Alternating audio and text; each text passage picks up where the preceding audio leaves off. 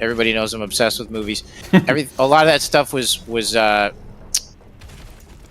inspired by Rambo.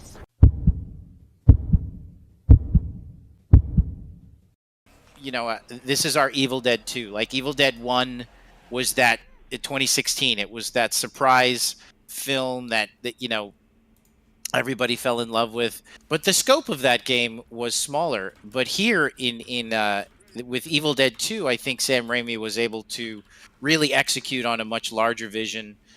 Certainly people really loved the first one and they were ready for the second one. And Doom Eternal is kind of like that. I said that throughout development. This is like our Evil Dead 2. This is where Doom becomes, we're really able to take so many of the things we started in 2016 and take them to the next level in Eternal. So you're telling the player a lot of information here, but you're doing it pretty quickly. The scope of the game gets so much larger. I think Doom 2016 kind of has like an indie horror vibe to it, and Doom Eternal I feel like feels like the summer blockbuster version of that concept, which I love. It's the Terminator 2 you're saying version? It's the a little bit. I think that comparison also is accurate. Absolutely. It's that June-July release window for theaters. Yeah. Okay. And right there, I mean, we're overlapping a shit ton of information with the little sound bites that you hear from the radio and all the different things, and we see him getting ready, and within a few minutes we get a full understanding of what it is he needs to do. A shout out that some of that stuff was very much everybody knows I'm obsessed with movies. A lot of that stuff was inspired by Rambo and all of the great sequences in the Sylvester Stallone movies and so many of the great 80s movies where the hero, the close-up shots of Rambo, like tying the gauze around his hands as he gets ready for stick fighting in some warehouse in Bangkok or something.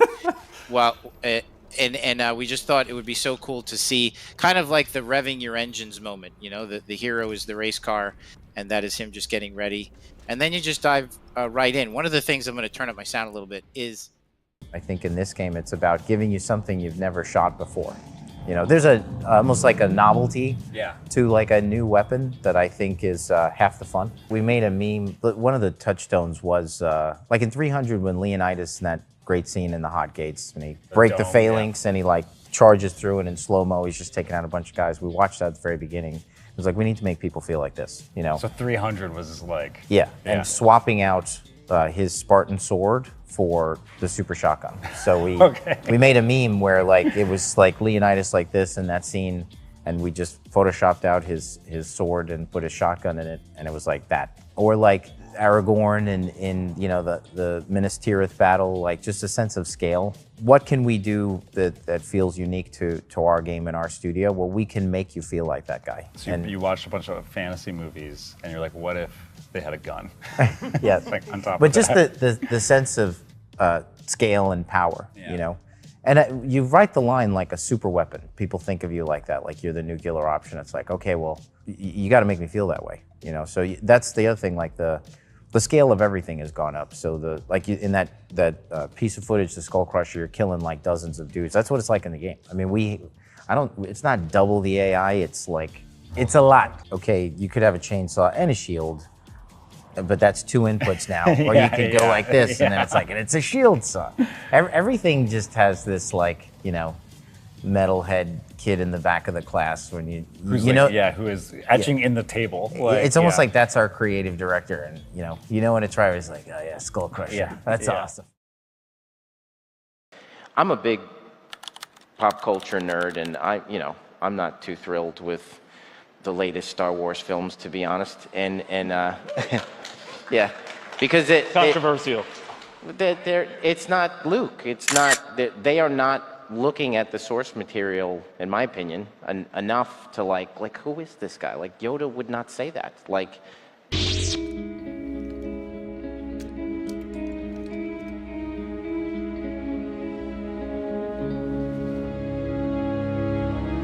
And the way they act and how flippant they are with the Jedi, the Jedi, like it's like, dude, it's all about the Jedi, like, and so we do not want to be responsible for messing up someone's childhood. I mean, these guys are like telling you their life's work is inspired by this game.